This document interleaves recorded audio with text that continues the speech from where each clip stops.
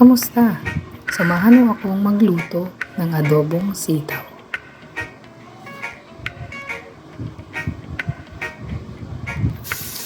Una, mag-isa lamang ng bawang, sibuyas, luya at karne.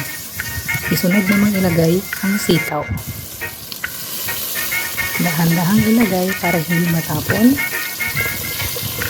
Sunod, haluin lamang ito, takpan, at pagkalipas ng ilang minuto, pwede mo itong lagyan ng toyo, paminta, magic sarap. Gusto mo din lagyan ng Knorr cubes, pwede mo pong ilagyan.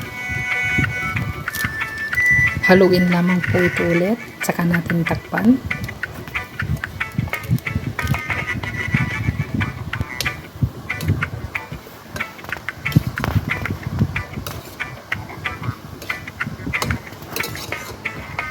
Kalipas ng ilang minuto, pwede uli natin itong haluin para mabaliktad at maganda ang pagkakaluto ng ating mga sitaw.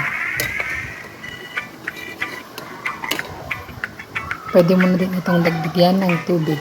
Ako, nilagyan ko ito ng 2 basong tubig. Takpan uli natin ito at hintayin kumulo. Pag kumukulo na, haluin mo ito ulit. Haluin mo lang. Saka mo na ito pwedeng timplahan. Ako, nilagyan ko pa ito ng kaunting chicharon para madagdagan yung mga sahog.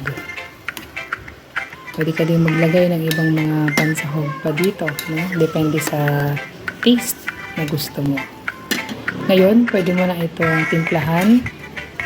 Lagyan mo na din ito ng suka at hintayin bawasan at lumapot ang sabaw hanggang sa ito na. Luto na ang ating adobong sitaw.